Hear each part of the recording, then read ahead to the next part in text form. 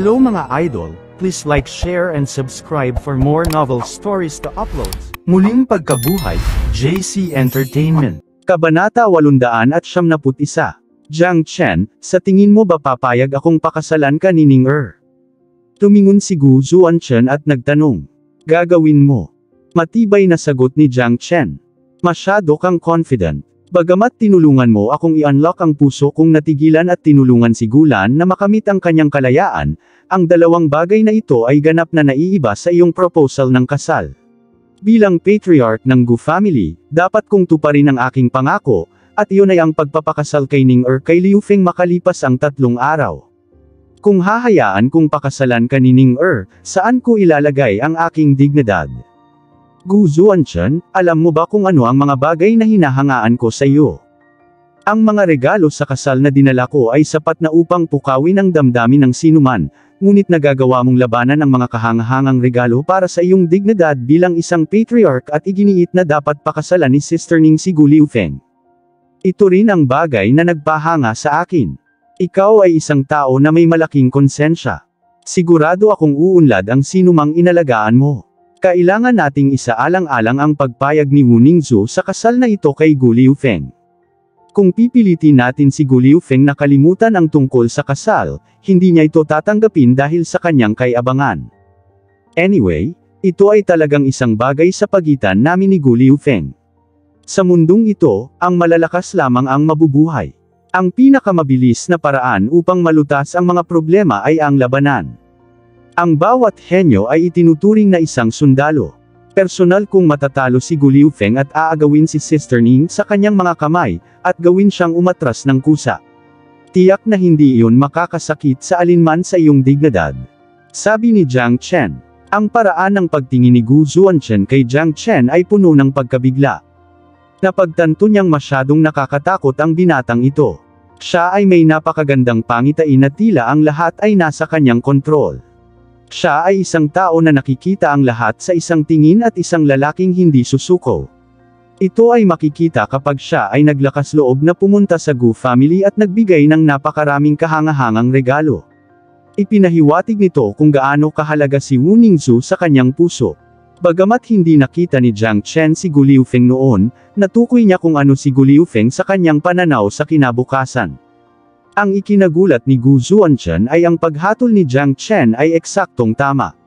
Si Gu Liufeng ay isang pambihirang henyo sa mga kabataang henerasyon ng Gu family, kung hindi ay hindi siya lubos na igagalang ng patriarch. Higit pa rito, si Patriarch Gu ay hindi tanga. Ang iyong pananaw ay mas matalas kaysa sa lahat.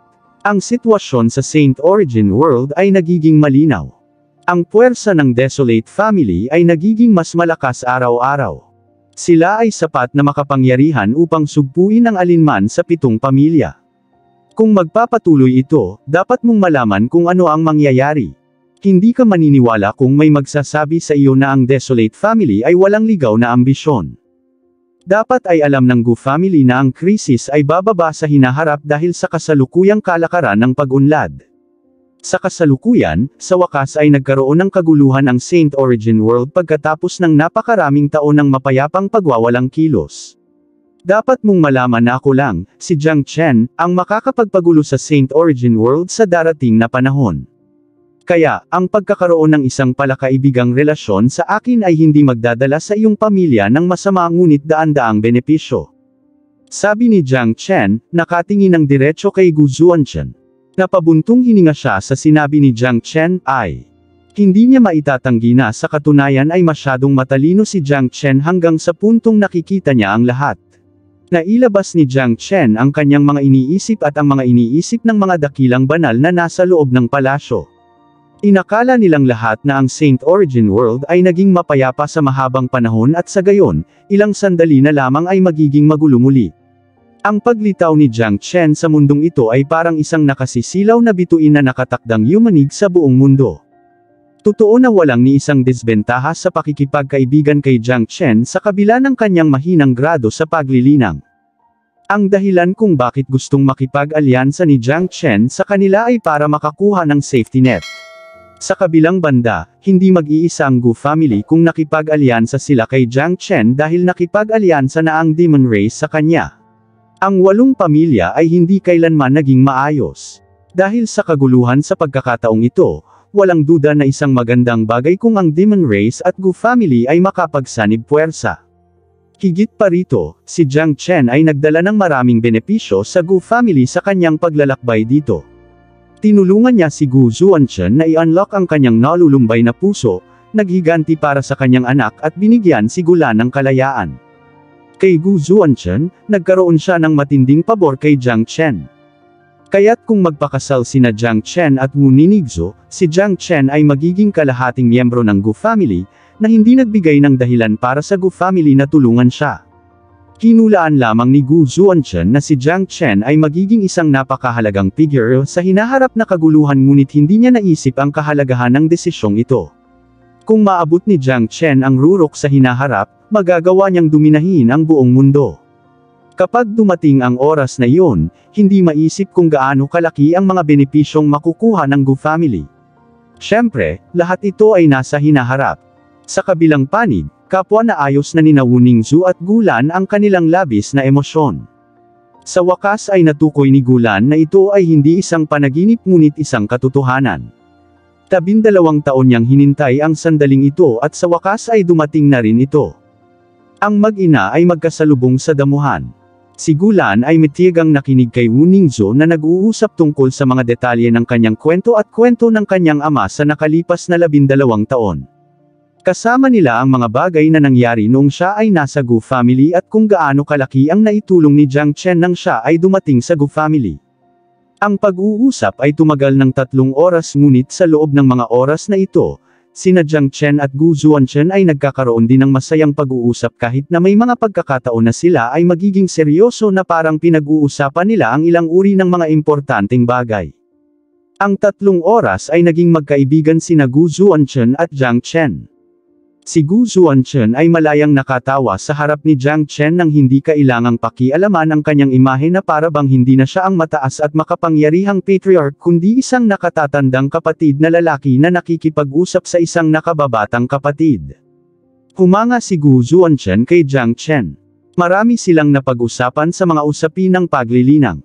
Si Jiang Chen ay parang isang taong alam ang lahat mula sa pag-concoct ng mga table tasks, paggawa ng mga bagay, pormasayon at maraming bagay, pangalanan ito. Nakapagbigay si Jiang Chen ng mahahalagang insight sa mga hadlang na kinaharap ni Gu Zuanchen sa kanyang cultivation. Ang impresyon ni Gu Zuanchen kay Jiang Chen ay tumaas sa kanyang puso. Para sa kanya, si Jiang Chen ay isang himala, isang walang katulad, napakapangit na henyo. Napamangha mo talaga ako. Marami kang alam sa kabila ng iyong murang edad. Parang lahat ng achievements mo ay hindi sinasadya. Pinuri ni Gu Zuanchen si Jiang Chen ng buong puso. Inaalagaan niya si Gu Liufeng sa mga taong ito. Bagamat si Gu Liufeng ay isang piling tao sa kanyang mga kapantay, siya ay hindi gaanong mahalaga bilang isang buhangin kung ikukumpara siya kay Jiang Chen. Kahit na ang maliit na napakapangit na henyo ng Desolate family sa Sky Ranking ay hindi maihahambing kay Jiang Chen. Maging ang mga henyong iyon na pumasok sa Saint Origin Palace ay may malaking pagkakaiba kay Jiang Chen. Sa sandaling ito, isang tunog ang narinig mula sa likuran. Napalingon sina Jiang Chen at Gu Zuanchen at nakita ang mag-ina na naglalakad palapit sa kanila habang magkahawak kamay. Sa kasalukuyan, ang mukha ni Gulan ay mukhang mas bata na para bang siya ay naging 12 taong mas bata at bumalik sa kanyang kabataan. Tita. Hinawakan ni Jiang Chen ang kanyang mga kamao kay Gulan. Humanga siya sa masiglang enerhiya ni Gulan. Jiang Chen, kailangan ko talagang magpasalamat sa iyo sa pagkakataong ito. Salamat sa pag-aalaga sa anak ko sa lahat ng ito. Si Gulan ay lubos na nagpupugay kay Jiang Chen ng buong katapatan. Sa 3 oras na pag-uusap, walang sinabi si Wu Ningzu tungkol kay Wu Tianyang at sa kanyang sarili kundi kay Jiang Chen. Sinabi niya sa kanyang ina ang halos lahat ng matapang na bagay na ginawa ni Jiang Chen. Hindi napigilan ni Gulan na mapabuntong hininga dahil hindi siya makapaniwala na may ganoong henyo sa mundo. Walang alinlangan na maraming henyo sa mundong ito ngunit napakabihirang makakita ng henyo na kasing pagmamahal ni Jiang Chen. Tita, iyon ang mga bagay na kailangan kong gawin. Yan ang mga pangako ko kay Sister Ning. Si Jiang Chen ay sumulong ng isang hakbang at pinatayo si Gulan. Shaolan. Tinawag ni Gu Zuanchen ang kanyang kapatid na babae. Itinaas ni Gu Lan ang kanyang ulo upang tingnan si Gu Zuanchen. Imposibleng sabihin na hindi siya galit sa kanyang kapatid, ngunit ang mga aksyon ngayon ng kanyang kapatid ay nagbigay sa kanya ng dahilan upang patawarin ito. Kuya, 12 taon na ang lumipas. Pinipilit mo akong aminin ang mga kasalanan ko pero walang mali si Xiaolan. Gusto kong tanungin ka ulit ngayon ng seryoso, may nagawa ba akong pagkakamali? Xiaolan, ang kuya mo ang nagkamali. Bam-antong hininga si Gu Zuanchen. Huminga ng mahabang buntong hininga si Gu Lan. 12 taon ng mga problema ay sa wakas ay nalutas. Alam niya na hindi madali para kay Gu Zuanchen na aminin ang sarili niyang mga pagkakamali, ngunit ginawa niya ito sa harap niya ngayon. Tumingin si Gu Lan kay Jiang Chen. Hindi maikakailang humanga siya sa kanya. Mahirap para sa kanya na isipin kung anong uri ng mga pamamaraan ang ginamit ni Jiang Chen para kumbansihin si Gu Zuanchen na aminin ang kanyang mga pagkakamali. 12 years na kayong nagmatigas ng ulo dahil sa isang pagkakamali. Ngayon, ang lahat ng mga problemang ito ay sa wakas ay naayos na. Nakangiting sabi ni Jiang Chen. Nag-aalala siya tungkol sa usapin ng Gu family dahil hindi niya alam kung paano niya lulutasin ang usapin ni Gu Lan, ngunit tapos na ang lahat ngayon. Xiaolan, pagkatapos mong umalis, wawasakin ko ang lupaing ito ng bilangguan. Sabi ni Gu Zuanchen. Hindi, ito ay isang magandang lugar. Gagamitin ko ito bilang aking cultivation place sa susunod. Pinangalanan ko ang lugar na ito na Lanning World. Sabi ni Gu Lan. Lanning World, okay. Dahil gusto ito ni Xiaolan, iiwan ko ang lugar na ito para sa iyo. Pwede kang pumasok kahit kailan mo gusto. Tumango si Gu Zuanchen. Patriarch, sa tingin ko, bakit hindi ka gumawa ng isa pang mabuting gawa para sa kanila? Maaari mong dalhin si Wu Tianyang sa Gu family para magkaroon ng reunion ang kanilang pamilya. Sabi ni Jiang Chen. Matapos pakinggan ito, ang ekspresyon ng mukha ni Gu Lan at Wu Ningzu ay napalitan ng kaba. Nakatingin na sila ngayon kay Gu Zuanchen na kinakabahan. Isang family reunion ang kanilang pangarap sa loob ng 12 taon. Tamang-tama kung makakasama sila ni Wu Tianyang sa Gu family. Gayunpaman, ito ay mangangailangan ng tango ni Gu Zuanchen dahil siya ang patriarch. Kung hindi siya sumang-ayon, si Wu Tianyang ay hindi makakagawa ng kahit isang hakbang sa Gu family. Napakunot ng noo si Gu Zuanchen. Sa kanyang puso, si Wu Tianyang ay isang tagalabas, isang maliit na nilalang sa Southern Continent, na hindi maikukumpara sa sinuman sa Gu family. Sige, ipapadala ko si Gu mo sa Southern Continent para ibalik dito si Wu Tianyang para muling magsama kayong dalawa. Tumango si Gu Zuanchen nang maramdaman niyang malaki ang utang niya kay Gu Lan. Ituturing niya ito bilang isang paraan upang mabayaran ang pagkawala na ginawa niya para sa kanya. Katulad nito, ito ang mungkahi ni Jiang Chen, kaya may utang siyang isa pang pabor kay Jiang Chen. Salamat kuya, salamat po tito. Sina Gu Lan at Wu Ningzu ay nagalak sa matinding pananabik. Ang muling pagsasama-sama ng pamilya ay isang pangarap na nasa kanilang isipan sa loob ng 12 taon. Paanong hindi sila nasasabik dito? Mahirap isipin kung ano ang magiging reaksyon ni Wu Tianyang pagkatapos makuha ang balitang ito. Natatakot silang umiyak siya ng isang gabi. Si Jiang Chen at ang iba pa ay nawala sa Lanning World ng ilang oras. Sa kabila ng ilang oras lang, naging magulo ang sitwasyon sa Gu family. Hindi pa nila alam kung ano ang nangyari sa panloob na palasyo o ang katotohanang pumunta si Jiang Chen sa panloob na palasyo, ngunit ang balita ng pagkamatay ni Shihan ay nakarating sa Gu family. Mayroon na silang kumpirmasyon na pinatay ni Jiang Chen si Shihan. Sinabi ng balita na habang sinusundan ni Jiang Chen si Gu mo sa Gu family, nakilala sila ni Shihan. Nang maglaon, nagsimula ang isang nakakatakot na labanan sa mundo. Sa huli, nalaslas si Shihan sa kalahati at pinugutan siya ng ulo ni Jiang Chen. Diyos ko, si Jiang Chen ay nagsasabi ng totoo. Talagang pinatay niya si Shihan, na pangalawang henyo sa Sky Rankang, ngunit si Jiang Chen ay isa lamang 7th grade minor saint. Oo. Ang pangalawang henyo sa Sky Rankang ay napatay, ito ay magiging isang malaking insidente na yayanig sa purong lupa. Natatakot ako na kailangang gumawa ng mga pagbabago sa kasalukuyang Sky Rankang sa lalong madaling panahon. Wala akong ideya kung anong uri ng napakalaking henyo si Jiang Chen. Natatakot ako na hindi niya kalaban si Brother Liu Feng. Tama iyan. Bagamat nakakuha ng malaking benepisyo si Brother Liu Feng sa panahon ng isang mahirap na pagsubok at may kakayahang hamanin ang nangungunang tatlong henyo sa Sky Ranking, wala siyang kapangyarihang patayin si Shihan. Kung magkalaban sila ni Jiang Chen, natatakot ako na hindi kanais-nais ang kahihinatnan. Nabalitaan ko na pupunta si Jiang Chen dito para mag-propose ng kasal kay Miss Ningzhu, ngunit ang Patriarch ay nag-anunsyo na ipakasal si Miss Ningzhu kay Brother Liu Feng makalipas ang 3 araw. Sigurado akong magiging mainit ang kaganapan sa pagkakataong ito. Ang lahat sa Gu family ay nag-uusap tungkol kay Jiang Chen, isang henyo na pumatay kay Shihan.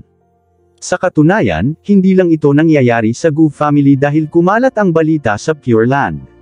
Ang nag-iisang labanan na ito ang nagtulak sa reputasyon ni Jiang Chen sa Rurok. Ngayon, wala nang nag-alinlangan pa sa lakas ni Jiang Chen.